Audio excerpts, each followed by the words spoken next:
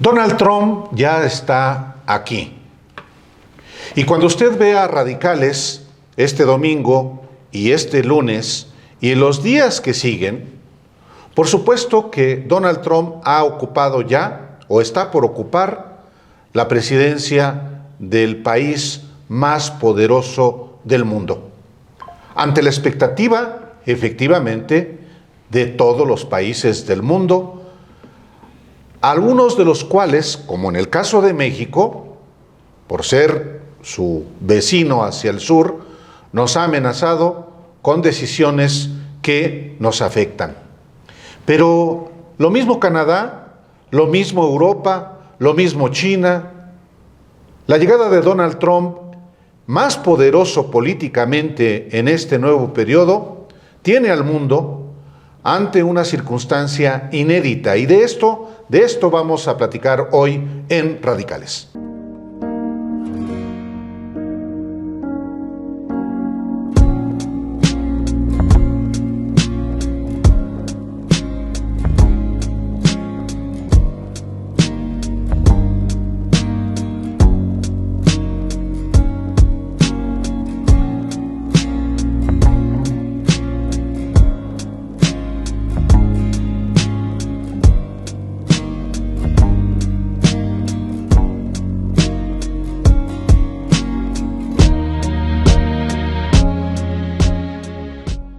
¿En qué momento toma posesión Donald Trump? No solamente para el mundo, para México. ¿Cuál es el contexto y cuáles son, por supuesto, los retos que en especial tiene para México la llegada de un presidente con las características de Donald Trump, que aquí en México también tiene a sus groupies, a sus adoradores, a sus fanáticos? Por ahí comenzaríamos hoy Radicales. Héctor Alejandro.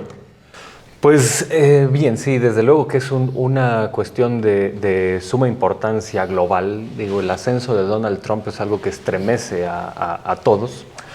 Y bueno, aquí, yo quisiera comenzar con el impacto, con la reacción que tendría, bueno, con lo que pasaría aquí en México, porque me parece que la situación es de un impacto mundial, pero bueno, México es el socio más importante de los Estados Unidos y es el país más importante en cuanto a relación en muchos aspectos, no solo por la consabida frontera de 3,000 kilómetros, la más vigilada del mundo, la más caótica del mundo, una frontera muy vigilada y al mismo tiempo muy porosa, donde la cuestión de migración y narcotráfico va a ser el gran tema. Yo quiero retomar lo que pasó hace poco con la presidenta Claudia Sheinbaum y esta convocatoria a la unidad nacional. Creo que tenemos el referente inmediato de el llamado a la unidad nacional en México en el siglo XX fue en un momento muy específico, que fue al final de la década de los 30, el inicio de la década de los 40, cuando está esta transición entre el gobierno de Lázaro Cárdenas y el de Ávila Camacho, donde se interpelaba no solo a una unidad interna en el país, sino a una unidad externa ante el ascenso del fascismo, ni más ni menos. Era una convocatoria de unidad nacional porque se asumía que lo que estaba ocurriendo en Europa no nos era indiferente. Acababa de estallar y concluir la Guerra Civil Española, que tuvo consecuencias tremendas en nuestro país. Hay que recordar que México fue el único país junto con la Unión Soviética que participó activamente apoyando a la España republicana. Sí. Y bueno, la política exterior de México en ese momento se sustentó en esa cuestión. La unidad nacional en ese momento no era solo este intento de Ávila Camacho como de distender los roces que había tenido la reestructuración del Estado mexicano que significó el cardenismo, con grupos empresariales muy, muy específicos. Era un llamado a que estas élites incómodas con el cardenismo supieran que había una especie de mano tendida desde el gobierno de Ávila Camacho, pero también era un llamado a que México en los hechos se iba a sumar a las democracias de Occidente, aunque con cierto camino propio de un proyecto económico reformista. Unidad nacional en ese momento significaba al exterior una unidad en contra del fascismo, y hacia el interior era algo así como distinguirse de la unidad anterior, que había sido la unidad revolucionaria exclusivamente. Un llamado a la unidad bastante significaba la unidad revolucionaria, y solamente los grupos revolucionarios o que se adscribían a la Revolución Mexicana eran los que tenían la legitimidad para participar en política en México. Este llamado a la unidad nacional buscaba trascender eso, y en los hechos fue el inicio de una serie de reformas para darle al país una especie de pluralismo limitado, ¿no? Ya no negar la legitimidad de otros grupos que no provenían de la revolución, pensando específicamente en los grupos empresariales y quizá en algunas fuerzas políticas. En ese momento el PAN era muy naciente. En fin, esto era unidad nacional. ¿Cuál es la diferencia ahora? Bueno, el ascenso de Donald Trump, desde luego no vamos a hacer comparaciones absurdas y decir que es el ascenso del fascismo en el mundo, es el posfascismo. Y uno de los rasgos centrales del posfascismo, como lo señala Enzo Traverso, es que son todos estos grupúsculos que sí tienen ideas antidemocráticas, pero que tienen que moverse en una cancha democrática. Ya no pueden tener este abierto discurso en favor de la dictadura y en contra de la democracia como sí lo tuvieron los fascismos del siglo XX. Eso me parece que es el primer dique de contención contra un personaje como Donald Trump, porque por muy contenido ideológico fascistoide que pueda tener, que lo tiene, bueno, el acentuar el discurso xenofóbico y hacer este tipo de cosas, pero creo que la traducción hacia eso la da un personaje como Marco Rubio, que a pesar de que es un republicano sectario, a pesar de que es un tipo muy con este mismo tono de un republicano clásico, xenofóbico, elitista, etcétera, pues también sabe que no puede desentenderse del contexto y no puede su país hacer estas políticas abiertamente atroces, sino que va a haber que negociar, sobre todo con México. Yo lo dejaré ahí, voy a dejar mi siguiente participación para estos groupies de Donald Trump en México, porque me parece que ameritan un análisis a fondo. Sí, la llegada de Donald Trump se da en un contexto también de la ineficiencia de los que podrían ser sus antagónicos. O sea, eso es muy importante tenerlo en cuenta, la ineficiencia, por llamarlo menos, de los demócratas, ¿no? Lo que significa, pues, Barack Obama, lo que ha significado Biden, lo que han significado los demócratas en general. O sea, lo llamo ineficiencia por no decirles a ellos inútiles, Inútiles, ¿no? Como Kamala Harris, una campaña. Sí, digo, lástima porque pues, habrían sido dos mujeres en la presidencia, ¿no? De México y de Estados Unidos. A lo mejor eso le podría haber dado algún tipo, digamos, de estímulo a la democracia estadounidense de voltear hacia México. Porque, ¿qué es Barack Obama? También hay que analizar esa parte. ¿Qué es para un mexicano Barack Obama? Barack Obama vino aquí a ver a Felipe Calderón, y para mí Barack Obama es la foto de un libro firmado que le dedica a Felipe Calderón, que es lo que tiene de post Calderón en su cuenta de X como post fijo, que es el libro de Barack Obama firmado por Calderón. ¿Qué te dice eso? Bueno, te dice mucho, o sea, parece que no dice nada, pero dice todo. Habla de la pobre diablez de Calderón. Es la pobre diablez de Calderón por un lado y también la falta de valores del otro. Sí, sí. O sea, es una pérdida completa de compromiso. O sea, el personaje voltea y abraza a Felipe Calderón. De todos los presidentes de México, a Felipe Calderón, dijo, porque se lo manda no cuando estaban en el mandato los dos, se lo manda después. O sea, es un libro que escribe Barack Obama y publica después de ser presidente de Estados Unidos y de que ya se fue Calderón del poder. O sea, como para ratificar un contacto. ¿Qué quiero decir con eso? Pues bueno, te explica muchas cosas de qué es Estados Unidos, pero también te explica mucho por qué asciende al poder por segunda ocasión Donald Trump. Yo decía, el primer periodo de Trump fue caótico, lleno de engaños, lleno de mentiras, lleno de burradas y de ocurrencias y una profunda mediocridad. Era para que ya no regresara. ¿Por qué llega con más poder? Lo primero es, yo no oigo el mea culpa de las élites estadounidenses a que lleguen los mega ricos al poder. Son la élite que denunciaba a Biden. Es real, esa élite. Lástima que lo denuncia ahorita cuando le faltan 3 días para irse, ¿no? En lugar de haberlos contenido, porque de hecho Elon Musk crece como nunca, justo en su mandato. Justo en los últimos 4 años es cuando se convierte en el hombre más rico, y no solo eso, sino que cuatriplica su fortuna. O sea, era un personaje de 100,000 millones de dólares. Se convierte en un personaje de 500,000 millones de dólares en el mandato de Biden. Entonces, ¿qué denuncias? Sí. ¿Qué es lo que estás denunciando? Algo que no contuviste. Bueno, tiene que caer pues esa parte sobre la conciencia de que se trata de un personaje que se creció en las barbas de la mediocridad de los otros. No podemos evitar eso. Lo segundo que yo diría es, ¿realmente odia Trump a Claudia? No la odia. Odia a Trudeau. Eso me queda clarísimo.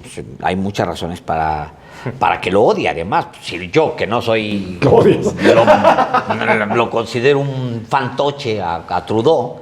O sea, imagínate él que lo padeció en otras condiciones, pues claro que... Y quiere que pague, ¿no? Que pague con su cabeza. Que se hunda y que se hunda. Pero odia Trump a México de la manera en que dicen la prensa mexicana. No lo veo.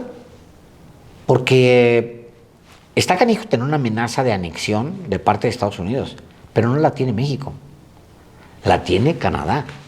Sí, porque es un tema anglosajón y todo lo que tú quieras. Sí, hay una afinidad, pues, digamos, ¿no? Hasta la lengua, hasta... Sí, está bien. Incluso el pasado, en fin. Pero pues lo mismo pudo haber hecho con México. De todas maneras, el español es la segunda lengua más hablada en Estados Unidos ya, a estas alturas.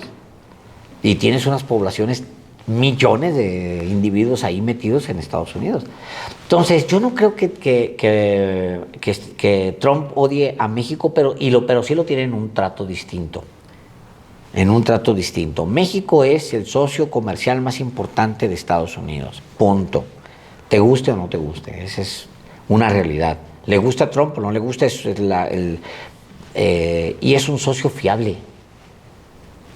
O sea, ¿qué le puedes pedir a un socio como México, que tiene mano de obra calificada, que tiene disposición al diálogo, que está permanentemente, digo, también bajo amenaza, pues, pero que está permanentemente atento de qué está pasando allá en el norte, que reconoce que es parte de un bloque, que reconoce, o sea, México no tiene opción, es parte de Norteamérica, punto, y ya.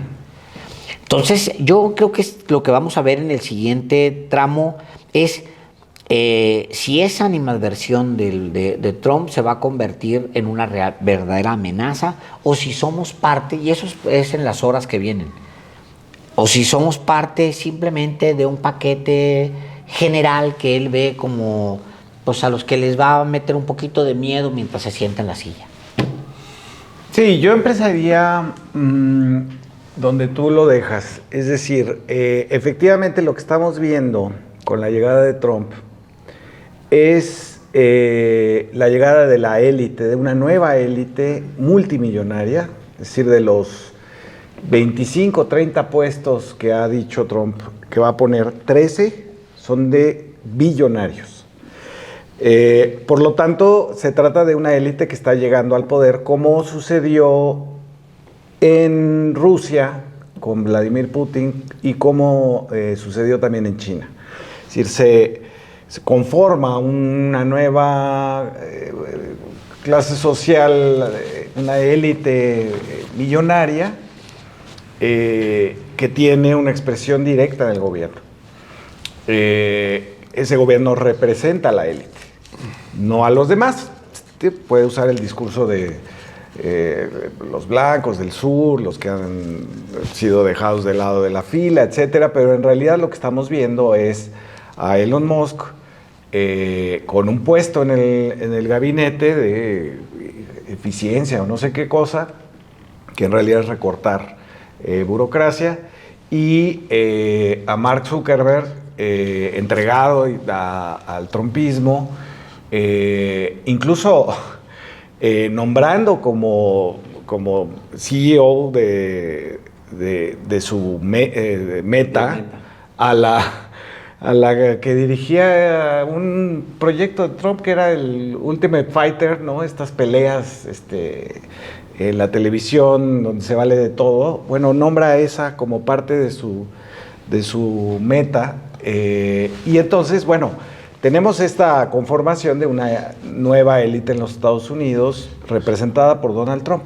Ahora, tú decías esto, Biden dice en el discurso de hace unos días, hay un peligro de que se conforme un poder muy concentrado de la élite. Esto le recordó a muchos el año de 1961, cuando Eisenhower dice se está conformando un peligro que es el complejo militar industrial en los Estados Unidos. También lo dice tarde, efectivamente, es como una tradición que viene de George Washington, de dar como un último mensaje donde dice, a ver, ¿cuáles son los peligros? En el caso de Eisenhower, bueno, pues evidentemente era una profecía que se cumplió. Y después no habíamos tenido como despedidas de los presidentes de Estados Unidos que avisaran de amenazas, ¿no? Siempre había sido, bueno, estuvo Nixon, que en realidad era así de soy una víctima de todo y yo no soy un ladrón, y etcétera. Y luego tuvimos unas muy intrascendentes, pero la de Biden adquiere relevancia porque, además, porque estuvo muy mal dicha, pero porque sí previene sobre esta llegada de una élite que ya está representada directamente por Trump. Ahora, Trump ha insistido mucho, y el trumpismo, digamos, en acabar con el Deep State, el Estado profundo.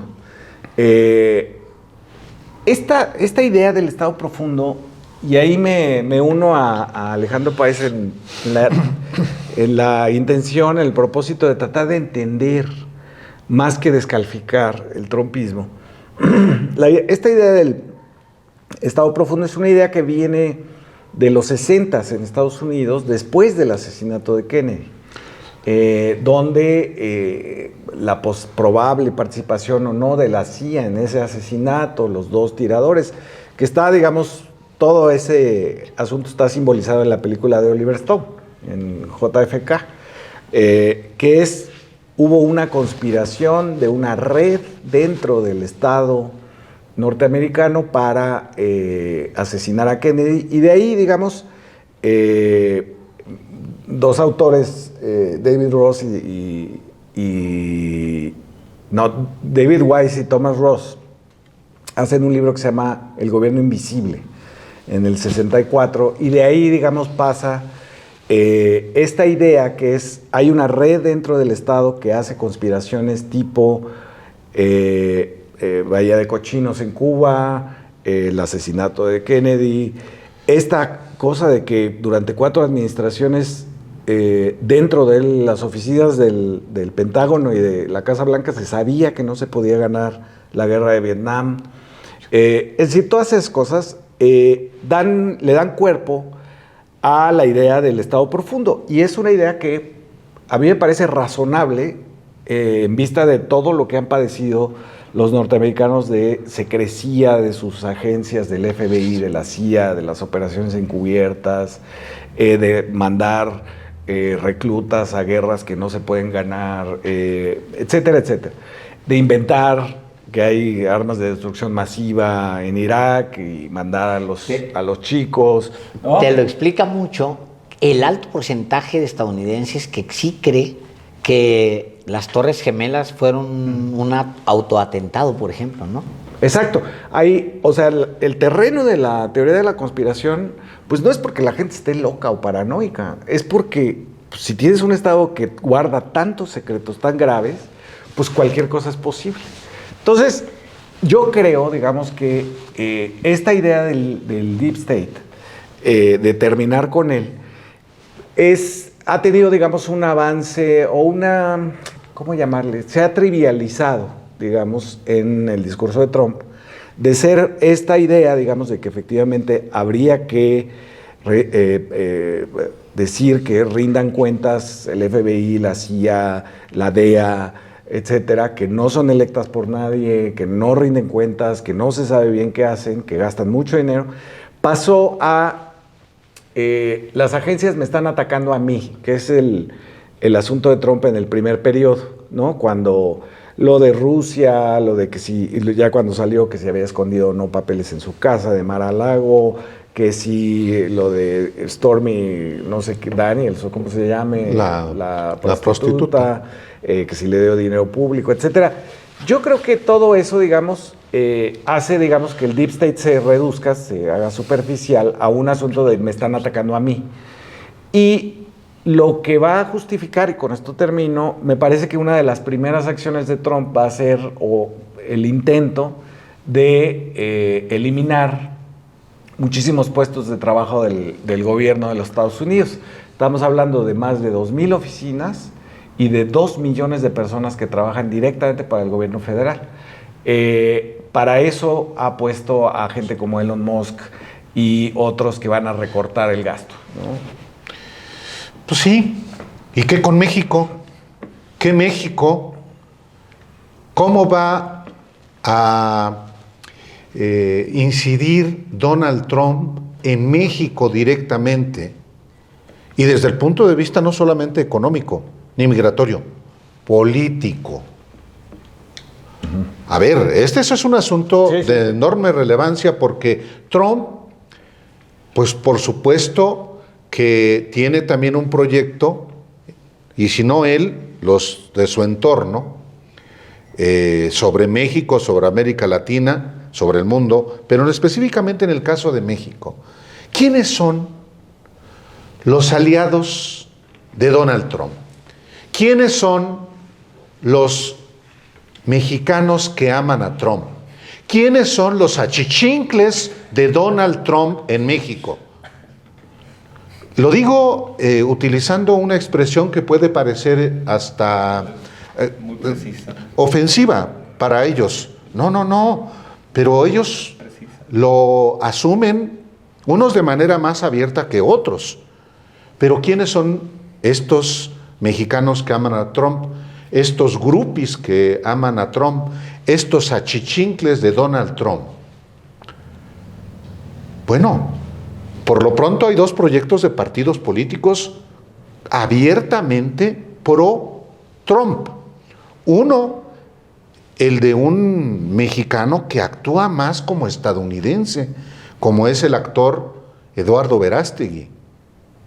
Es un individuo que va a buscar ser un partido político, de crear su propio partido político, y aunque no le dio en 2024 para ser candidato presidencial. Pero de lejos, ¿no? No.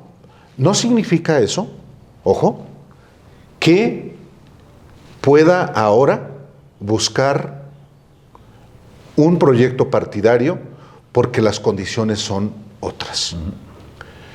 Yo creo que no habría que descartarlo, a pesar de que es un personaje que solamente es él mismo con un estandarte de la Virgen de Guadalupe y convocando a los mexicanos no a unirse en torno a una idea de país, sino sencillamente en torno a él para subordinársele a Trump. 1. 2. Otro proyecto es el de otro mexicano de Chihuahua, paisano de Páez, aunque Ya diga ya que no, dijo que solo aunque diga que Pancho solamente Villa. Pancho Yo Villa. solamente a Pancho Villa reconozco como mi paisano. Pero Pancho Villa nació en Durango. Eso es lo que dicen unos, yo creo que no. De hecho, Taibo en su villa lo pone medio en duda. Sí. Katz cita, pero no se atreve a decirlo. El No, caso no. es que Mi paisano. Juan Iván Fue mi Peña gobernador Nader, para empezar. Juan Iván Peña Nader, que es el nombre de este político expriista, ahora está trabajando para constituirse en partido. ¿Lo va a lograr? No lo sabemos. Pero hay una afinidad expresa de este personaje y su entorno ante Donald Trump.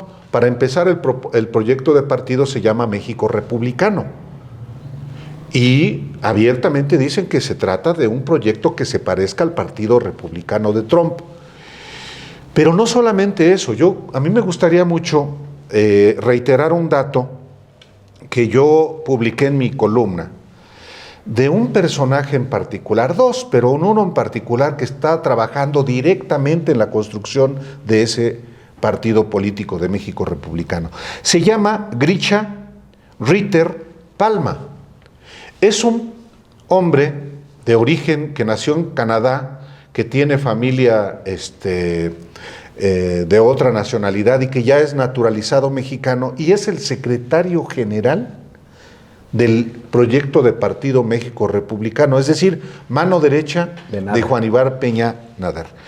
Pero los dos trabajan, un dato adicional, Grisha Ritter Palma fue el representante del Partido Demócrata en México en las elecciones en las que, en la elección entre Trump y Biden, es decir, era representante de Biden. Ahora trabaja para Trump desde México, de la mano, fíjate qué curioso, del representante del Partido Republicano en México que se llama Larry Rubin. Rubin sigue siendo republicano. El que cambió fue Grisha Ritter Palma, que ahora trabaja para Trump en un De hecho, partido que está en construcción en México. De hecho, tú y yo los tuvimos a los dos como contrarios en el programa, un representante en los periodistas para que discutieran entre ellos sobre Trump y Biden. Y Biden, en efecto. Entonces, pero esos son los dos visibles, confesos trumpistas. ¿Cuántos trumpistas hay más en México? De closet. No, uno también confeso, porque es aliado de Verástegui, es Ricardo Salinas Pliego. Ah, sí, claro. Él y toda una red de opinadores bajo las órdenes de Ricardo Salinas Pliego, pero que van no solamente en lo local, sino en lo mundial, la red Atlas Network. Entonces, yo creo que los mexicanos debemos estar alertas a estos mexicanos que aman a Trump, que también están en el PAN. Hombre, Marco Cortés cuando formula, y la propia Lili Telles, que ya presentó una iniciativa en ese sentido, cuando formulan iniciativas y propuestas afines a Trump, es porque tenemos en México un sector muy importante de políticos, de empresarios, que están dispuestos a subordinarse a Trump, y eso sí, desde mi punto de vista, genera un punto de alerta muy importante para todos los mexicanos. Son los que yo llamo los vendepatrias, y que de pronto se ofenden, pero ¿qué es ser vendepatrias sino aquel que está dispuesto a subordinarse a un extranjero? Yo iba a hablar sobre esto, así que ahondo lo que ya abrió el maestro Álvaro Delgado.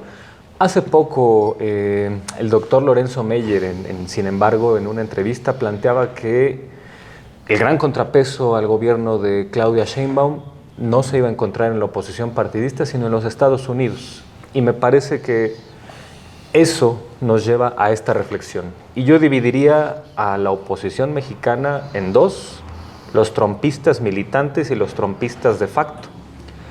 Los militantes son estos que ya asumen su condición de extrema derecha y que sí tienen, así como este señor Verástegui, como Peña Nader, como Salinas Pliego, que tienen en su discurso esta baratija ideológica que sin embargo sí tiene mucho peso, que es la de la batalla cultural, que básicamente es la defensa de la contracultura reaccionaria, ¿no? Estos valores medio supremacistas en cuestión de género, en cuestión de etnias, en fin, todas estas cosas que son la parte no económica de la extrema derecha de todos los tiempos, ¿no? Esta idea supremacista. Y pues bueno, ya ahí está muy, muy bien definida esta cuadrícula, porque esta gente pues no tiene ningún empacho en asumirse como tales, en asumirse de extrema derecha, en asumirse con esto que ellos llaman incorrección política, que insisto, no es otra cosa que contracultura reaccionaria, y pues se muestran tal y como son. Al menos en eso sí tienen la franqueza de ser al estilo de Gilberto Lozano. Correcto. Sí tienen la franqueza de mostrarse tal y como son.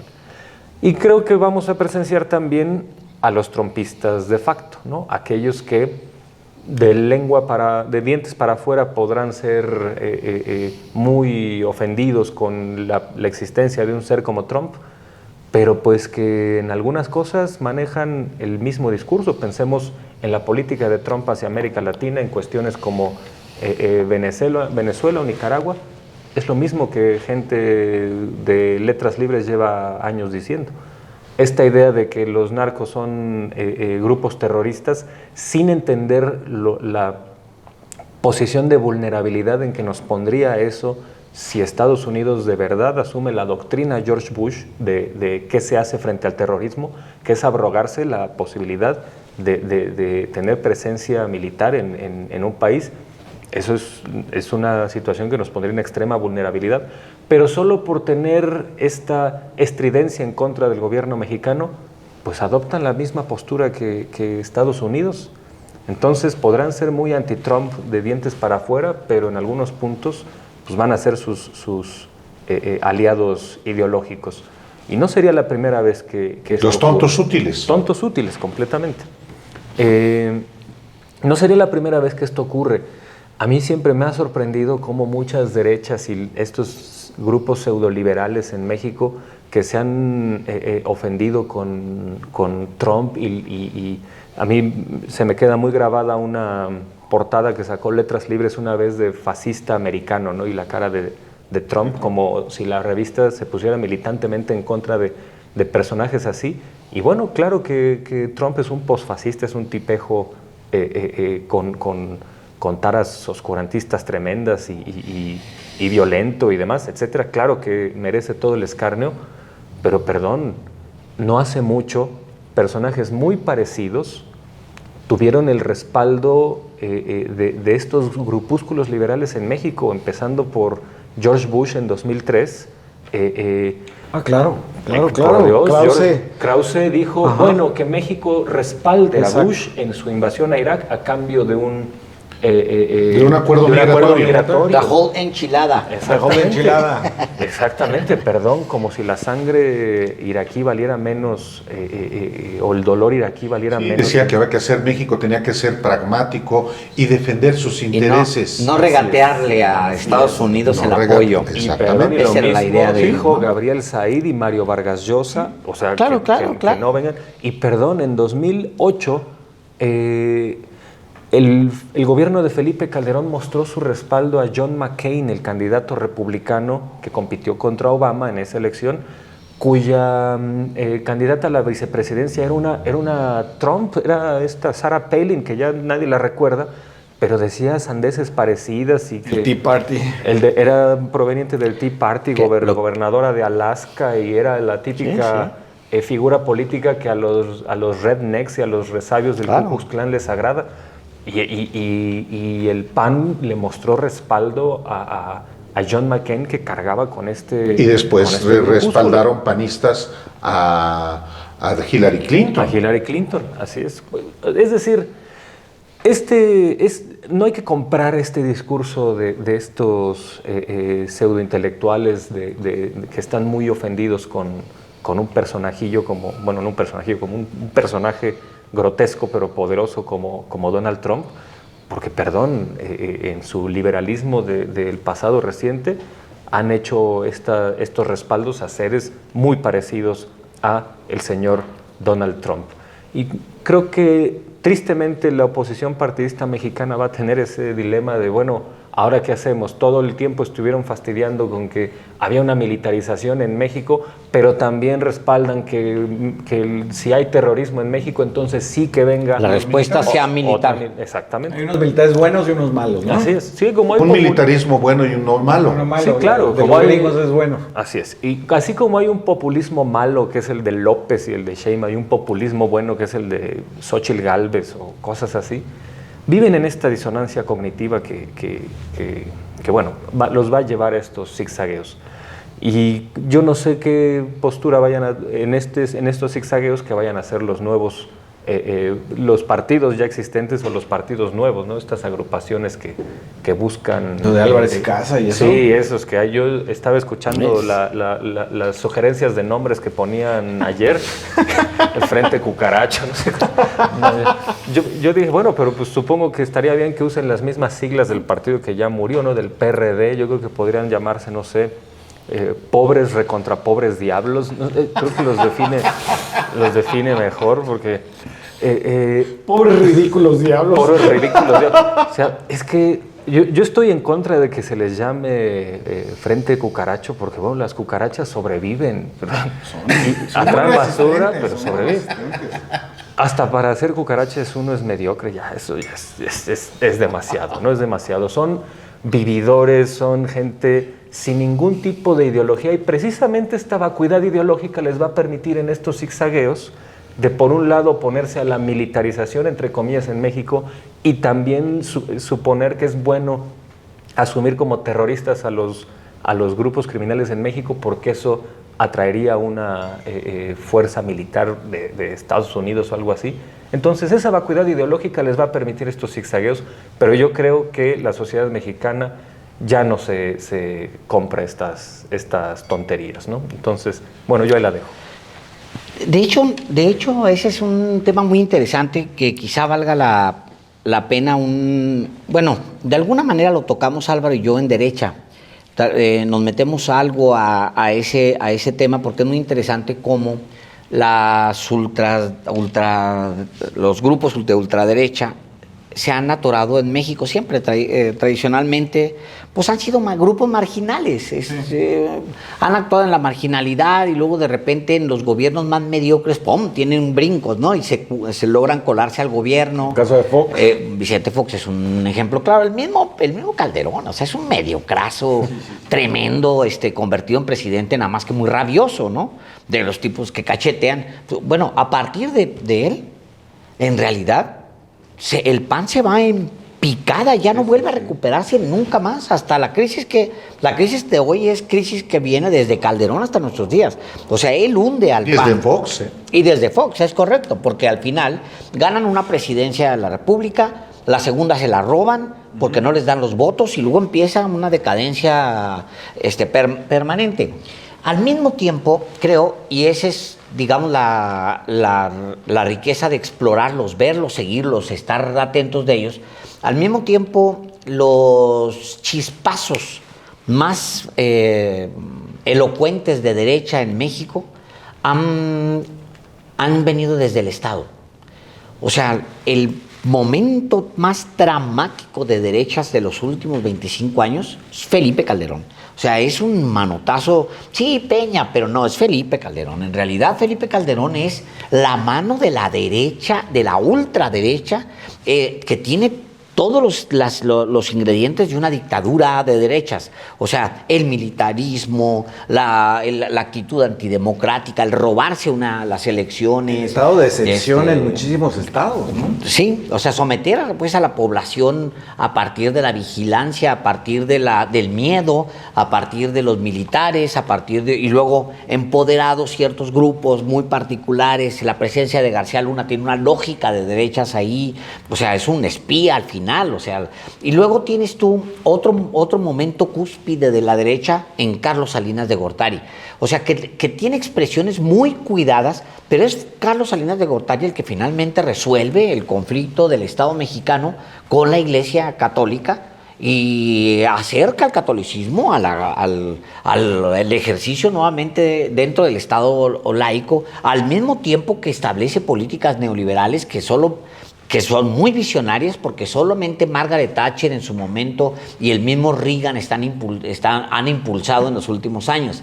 O sea, se nos olvida, pero en realidad estos son muy visionarios, son cachorros del neoliberalismo. Pues es que ahí fueron formados, Alejandro. Ahí, claro, ahí fueron formados. O sea, por eso se fueron al extranjero a estudiar. De acuerdo. Y tiene al mismo tiempo estas visiones tremendas de la ultraderecha, el salinismo, como por ejemplo la misma idea de poner un super policía, un represor como secretario de Gobernación, por ejemplo. Fernando Gutiérrez Barrios es este pico de ultraderecha. Beltrones como su secretario particular. Imagínense, o sea, muchos personajes de entonces vigentes. Y el uso de las fuerzas de seguridad contra la disidencia, porque acuérdense ustedes, hay un pico de asesinatos de dirigentes sociales, como se da también con Zedillo, que es otro ultraderechista, pero el pico es con Carlos Salinas de Gortari. Y me muevo hasta otro gran momento de la ultraderecha en México,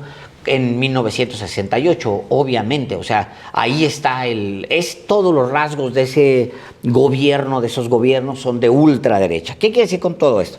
Que me parece que Peña Neder y Verástegui son un par de payasos mediocres, insignificantes, gusanos, a los que hay que estar muy atentos, hay que vigilar, porque siempre son una amenaza. Son personajes que siempre hacen daño. O sea que hay que estar atentos, hay que estarlos siguiendo, pero me parecen muy mediocres. Yo digo, aman a Trump, ¿no? Como decías hace rato, son amantes. Los que aman mexicanos que aman a Trump. Mexicanos que aman a Trump. ¿Trump los ama?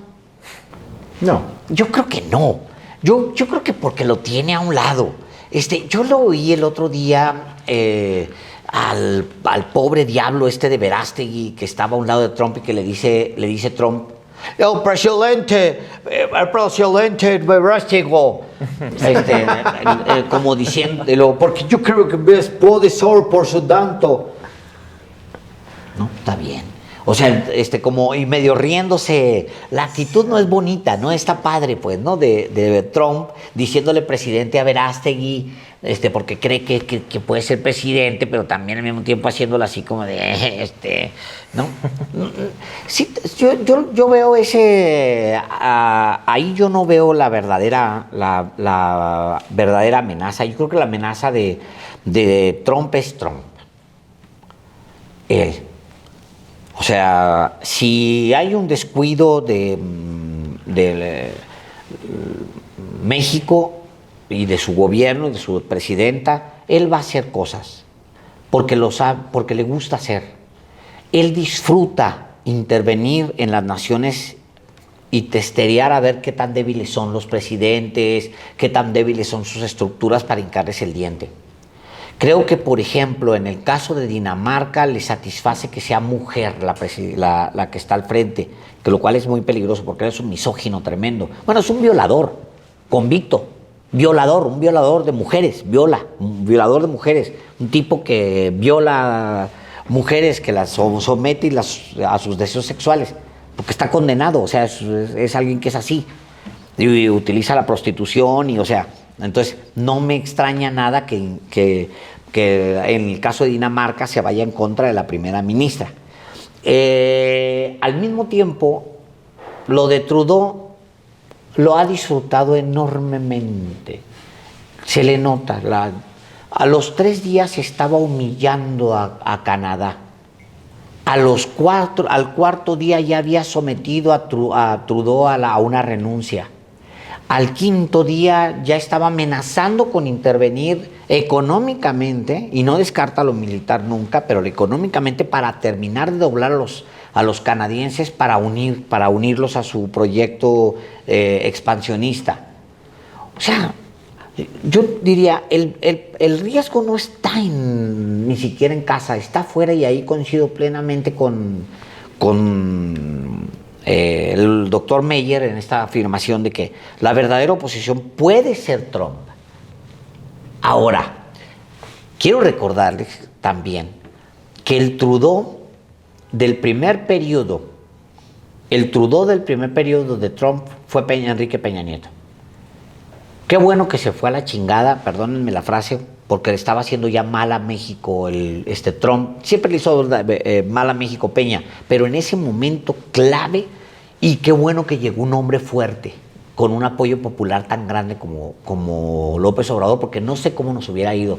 Si por coincidencias de calendario hubiera coincidido más tiempo Peña, yo creo que estaríamos ahorita en una crisis institucional muy canija, porque hubiéramos padecido a Trump de manera tremenda, brutal.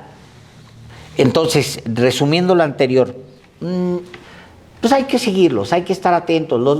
Afortunadamente en México esas voces se ven, pues sí, como de riesgo. También son los causantes de la pérdida de la mitad del territorio, o sea, ese tipo de personajes que voltean a ver a los gringos como si fuera la salvación y que tienen poca dignidad, siempre existen, siempre están ahí, y terminan siendo personajes mediocres del tamaño de Verástegui. ¿Quién es Verástegui? ¿Qué es Verástegui? Pues es un pobre diablo que dice que tiene, que tiene 24 años sin tener sexo. Yo no le creo un carajo. O sea, que supuestamente Verástegui tiene 24 años sin tener sexo. ¿Le pueden creer ustedes a él? Muchos de sus seguidores, yo creo que sí. Sí, de acuerdo. O sea, alguna tara, alguna enfermedad debes tener para declarar eso como una virtud, siendo un laico. O sea, él no es un religioso. Él no se ha comprometido, o sea, alguna tara tienes, ¿no? Para declarar eso como una virtud. Interrumpo, es que sí, yo creo que el fascismo es el autodesprecio convertido en ideología. Sí, es correcto, así es. Y además, fascistas.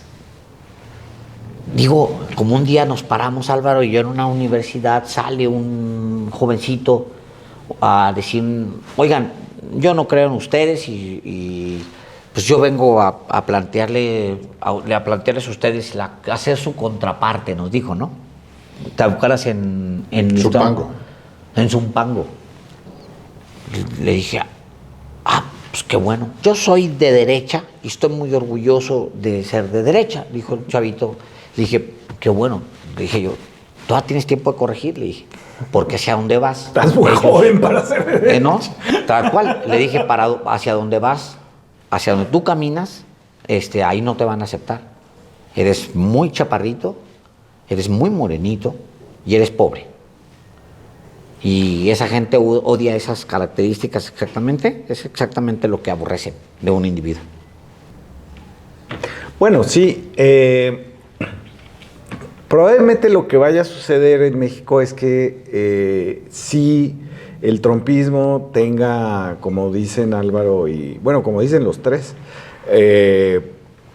pues ciertos de estos militantes colonizados mentalmente, que efectivamente son a los que desprecia Trump, porque si han leído su libro de la negociación, pues sabes que solo quien está en una posición de fuerza para Trump tiene importancia. Los que no están en posición de fuerza, que fue el caso de Trudeau, son sometidos hasta donde llegue. Y probablemente lo que él está viendo en Dinamarca con lo de Groenlandia sea también una debilidad del sistema danés y de todos los problemas que ha tenido con Groenlandia, porque efectivamente ahí hay un movimiento independentista. Y probablemente Trump lo que está haciendo es, pensando en los minerales que se liberan, que ya estamos hablando de cosas ya enloquecidas, ¿no? Es decir, el calentamiento global liberará las zonas congeladas para la explotación minera, ¿no? Y los metales raros, Agrícola, el litio, pues sí, de agrícola, tantas cosas, sí. Medios de comunicación, porque puedes construir puentes, trenes, ¿no? Sí, Etcétera. Ya es la locura, me recuerda a la película esta que se puso tan de moda en la pandemia, ¿no? De Netflix, donde viene el meteorito. No mires arriba. No mires arriba, ¿eh? ¿No? Y al final, un Elon Musk, ¿no? Dice, ay, tiene minerales raros, vamos a apropiarnos del asteroide en lugar de salvar al planeta. Es un poco eso, lo de Groenlandia. Ahora, a México efectivamente no ni lo ha incluido en su lista de vamos a anexarlo, que por cierto Riva Palacio dice que ese es un desprecio para México. ¿Por qué Canadá sí y México no? No. Lo dijo en su programa donde discuten ahí, tercer grado, frente a la mirada... No puede ser atónita bueno, de todos. Viri Okay. Ríos estaba riendo claramente de él. Hizo, pues muy discreta, hizo este movimiento, pero se estaban riendo ella y Denise Merker de lo que estaba diciendo, porque realmente Riva Palacio piensa que nos desprecia Trump porque no nos quiere anexar. ¡Qué barbaridad! No, Entonces, estamos hablando de ese tipo de ¿cómo le llamas? Militantes, ¿no? Del anexionismo, que están colonizados mentalmente, que son el pobre diablismo llevado ya a sus extremos. Pero esos efectivamente pueden tener algo marginal, efectivamente. Yo también creo, y se ve, digamos, si uno analiza la historia mexicana, como la derecha siempre es marginal por el movimiento popular que siempre existe ahí, dormido o despierto. Ahí hay una beta fundamental en todas las revoluciones que hemos pasado, en todas las guerras, hay una beta popular que no permite o que bloquea estos pensamientos de ultraderecha. Pero van a tener ahí su correlato. El hecho es que Claudia Sheinbaum reunió en torno suyo a los empresarios, como diciendo, bueno, si viene la élite de los Estados Unidos ahora a tratar de mangonear el asunto comercial, aquí estamos en unidad. Respaldó a Panamá, que ese es el otro caso de que Trump quiere deshacer los acuerdos Torrijos-Carter, pero ya lo dejó de lado. También Trump abandonó esa retórica y se concentró en lo de Groenlandia. A mí me parece que va a existir eso y yo no sé si estos nuevos partidos, el republicano y lo que queda de la marea rosa, etcétera, le vayan a servir o no a Trump. Yo creo que no. Son muy minoritarios, están basados, digamos, en esta idea de que va un poco de salida, de que los Estados Unidos rescatan al mundo, de que los Estados Unidos son una potencia tecnológica, cosa que ya no es tan cierta, que tienen un sistema político democrático, ya no es tan cierto tampoco.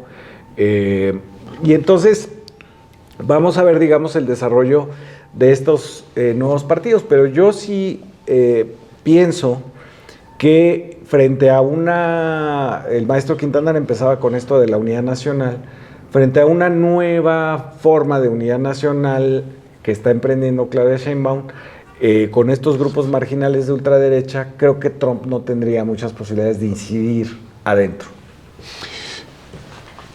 Las pulsaciones de los autoritarias, fascistas, siempre han estado presentes en la historia de México.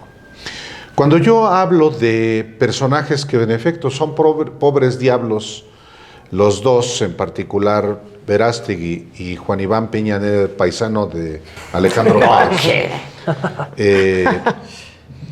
hablo de dos proyectos visibles, dos proyectos partidarios visibles, sin ignorar que otros sectores podrían tener inclusive una mayor influencia, particularmente en términos mediáticos. Por eso me refiero al caso de Ricardo Salinas Pliego y todo el poder que tiene en términos de canales de televisión que tienen más cobertura que inclusive otros digitales.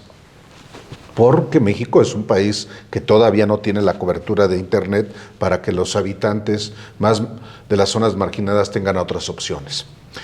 Yo digo que hay que estar alertas no a ciertos grupúsculos, sino toda esa nata ultraconservadora y conservadora que históricamente ha tenido y sigue teniendo presencia en México. Y que del mismo modo que que están en el PAN, estar en el PRI. Y también en Morena. Hay y grupos de interés que son muy pragmáticos y que están en el PRI cuando el PRI está en el poder, que están en el PAN cuando el PAN ha estado en el poder y que quieren estar en Morena porque Morena hoy está en el poder.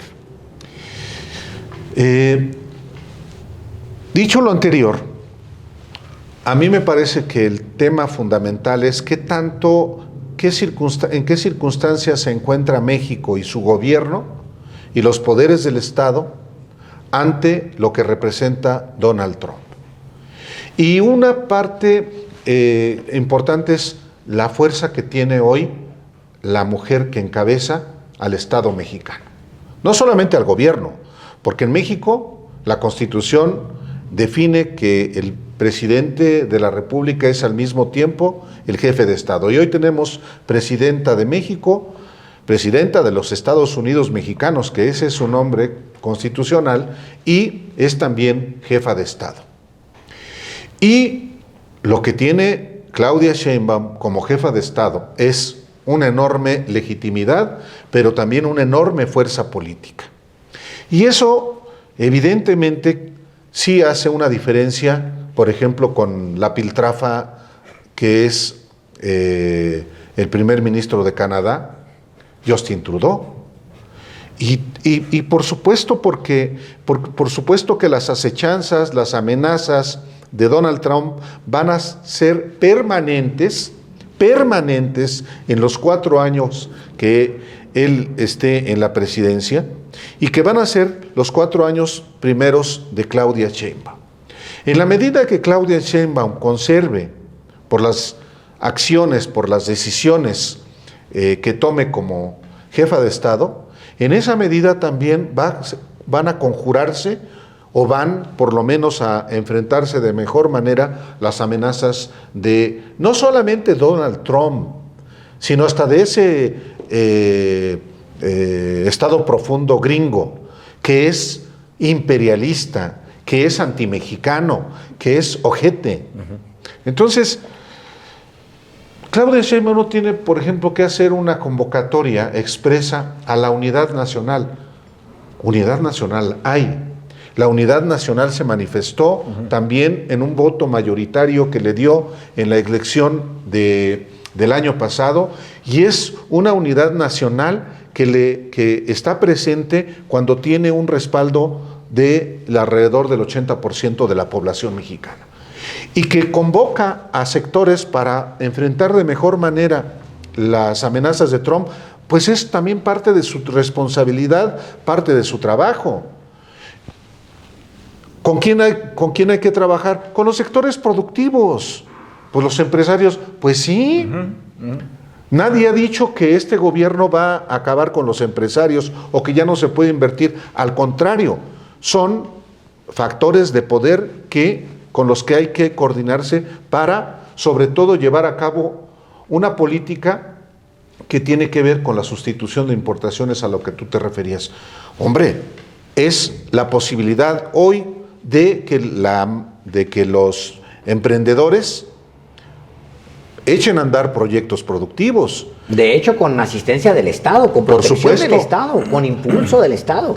A eso Porque esa obedece. es al final la protección de ciertos sectores. Exacto, a eso obedece la construcción de líneas férreas. Sí, claro. A eso se refiere Claudia Sheinbaum cuando está estableciendo polos de desarrollo regionales en el país. Entonces, en ese sentido, yo digo, también la llegada de Trump a la presidencia de Estados Unidos da oportunidad a que México potencie sus capacidades productivas y que se generen efectivamente una dinámica productiva interna, aun si Trump impone los aranceles. Sí, porque en realidad si Trump impone esos aranceles, que sí lo va a hacer, sí digamos que por lo menos modera o relativiza el libre comercio, ¿no? Es decir, sí se rompe la lógica del libre comercio al poner aranceles. Entonces lo que está haciendo, según yo, este proyecto de Claudia Sheinbaum de los polos de desarrollo es decir, ok, podemos nosotros producir y sustituir importaciones. De hecho, es una gran luz verde, gran luz verde al proyecto del presidente López Obrador. Exacto. O sea, del tema de buscar soberanía alimentaria, por ejemplo. Si quizá sin Trump no habría la posibilidad de que pudieras hablar de una soberanía alimentaria. Ahora tienes toda la justificación porque es el regreso del proteccionismo. O sea, es el regreso del proteccionismo de ciertos sectores a los que tú tienes que vigilar, a los que tienes que cuidar y defenderlos. Digo, El maíz lo tienes que proteger. tienes que proteger. Bien, bueno, yo añadiría una cuestión que va en esa misma línea. Esta idea maniquea que imperó, que ya hablábamos en otra sesión de Radicales anterior, de que en Estados Unidos y sobre todo en personajes del Partido Republicano y seres como Trump que ven, por ejemplo, la cuestión del narcotráfico igual como desde esta postura puritana de maniquea de buenos contra malos, y eso es lo que en esta limitada visión explica el problema del narcotráfico. Bueno, ya Marco Rubio me parece que a través de poner los pies en la tierra y con la premisa que puso Claudia Sheinbaum como presidente de, bueno, no, a ver, el problema del narcotráfico no es así, sino que también hay un gran problema de consumo en los Estados Unidos. Ya que Marco Rubio haya asumido eso, me parece que revela esta idea de, pues sí, habrá mucha pirotecnia verbal en Trump, pero pues ya como gobierno, pues saben que hay muchas cosas con las que hay que mediar y lidiar. Y bueno, yo cierro mi comentario pensando en esta idea de los esbirros voluntarios o involuntarios de Trump en México. Creo que esa premisa que tienen los trumpistas militantes en México de ganar la batalla cultural, en este momento, que yo creo que estamos viviendo el momento progresista mexicano, tienen el camino cuesta arriba. No solo por la votación que obtuvo Claudia Sheinbaum, sino que creo que uno de los momentos centrales para entender la llamada Cuarta Transformación es esta idea de que en un lapso muy corto, de 2006 para acá, sí hay un cambio tremendo en la manera de entender cómo deben darse las relaciones en el país. Yo pongo siempre el ejemplo y creo que vale la pena retomarlo, lo que se pensaba de las pensiones en muchos sectores hace 20 años y lo que se piensa ahora. Antes era esta tontería que inventó el calderonismo, que en el fondo era eso, ¿no? Los huevones, en ese entonces era no les des pescado, enséñales a pescar. Hoy ya se asume que es un derecho. Sí. Estamos hablando de que... Sí, es un cambio importante. Es un cambio de mentalidad, pero tremendo, radical, de fondo, y que se dio en un periodo muy, muy corto. Ya que hoy tengamos una sociedad mexicana que mayoritariamente avala eso o ve eso como un derecho, y si no se nos cree, pues voltemos a ver a Cuadri, que es un trompista tropical de aquí, un trompista a la mexicana. Coyoacanense, ¿no? Trompista de Coyoacán. Tamaño de mediocre. Exacto, ¿no? Políticamente el tipo es un filtrafa. Un nomococo, ¿no? Una bacteria, pero sí representa muy bien a esta a esta dualidad donde de dientes para afuera serán los más sectarios y elitistas, pero ahí está buscando cobrar su pensión, y está bien, pero sí, aquí para eso luchamos. La explicación no es... Exacto, es el voto en así, contra de lo que ahora está cobrando. Sí. Exacto. Pero esto habla de que el consenso a favor de esto, de esta visión más solidaria, menos aislada, menos individualista, pues ya tiene un asiento muy fuerte en el país, y esta batalla cultural que tratarían de dar para decir, no, eso está mal, pues yo creo que van a encontrar pared, pero ojo, yo siempre planteo que las extremas derechas pueden ser marginales, pero eso no las hace irrelevantes.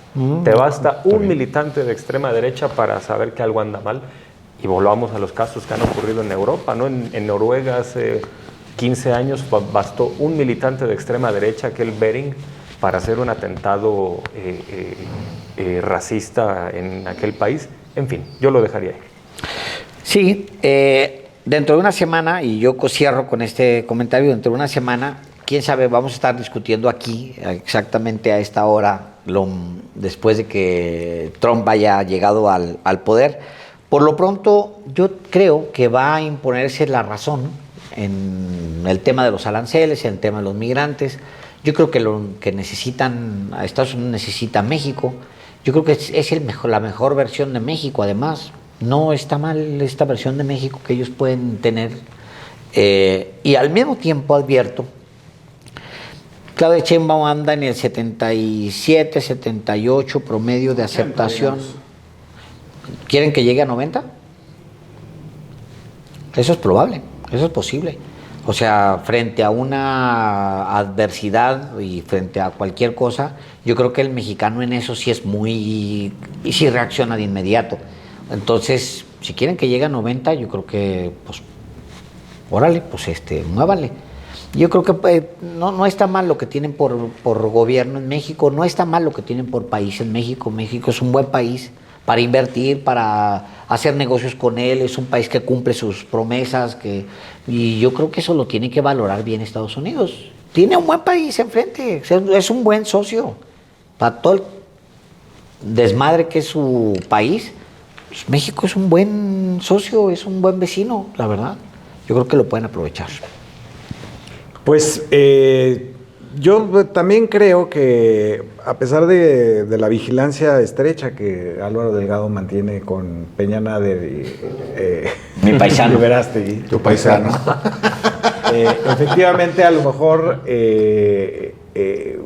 lugares como Televisión Azteca y su Universidad de la Libertad, que sí, ahí sí, digamos, hay una relación con el Atlas Network y con una, digamos, una intención de hacer de la ideología libertaria un asunto geopolítico, porque sí, efectivamente, esa red sí abarca Vox, una parte del PP en España, a Javier Milei en Argentina, a Noboa en Ecuador, todos, curiosamente, los invitados a la... no es toma de posición, es la inauguración de Donald Trump, que por cierto estaba yo leyendo el itinerario de la inauguración de Donald Trump. Es una cosa como del siglo XVIII, XIX, donde toman té, hay una hora para tomar té. A la luz de las velas el domingo. Una cena a la luz de las velas. Así se llama. Así dice. ¿Sí? Así se llama. Luego comen pastel en alguna parte, hay un baile, ¿no? Es decir, es como Muy de una corte monárquica.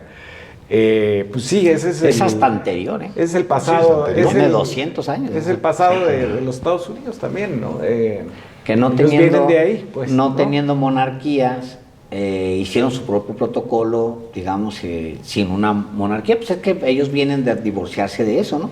Ellos se divorcian de eso, pero... construyen su propia sus dinastías. Sus propias dinastías, sus monarquías. Sí. Sea Hollywood o sea los ultra ricos, construye... decía un autor norteamericano, Philip Roth decía, ¿no? Y heredamos, decía, los norteamericanos, los estadounidenses, heredamos la idea de que somos una isla igual que Inglaterra. Entonces, estamos aislados de todos, Claro. nos defendemos de todos, ¿no? Claro, claro. Bueno, ¿En dónde lo dice? ¿En qué libro? creo que en el plot en el que se complot contra Estados contra Unidos. Estados Unidos, que es una fantasía de Philip Roth Buenísimo, qué bárbaro. de algo que después sucedió, que fue la llegada de Trump al poder, ¿no? Él se imagina que llega Lindbergh, que era fascista, que apoyaba a Hitler, que Lindbergh llega a ser presidente de Estados Unidos, cómo cambia la situación de los negros, de los judíos, de las mujeres, etcétera. Pero bueno, yo con esto concluyo, es decir, yo creo que efectivamente desde la perspectiva mexicana es aprovechable la llegada de Trump. Se puede hacer un proyecto de desarrollo como fue el milagro mexicano, el bueno, no el malo, el de los 50, 60, no el de los neoliberales.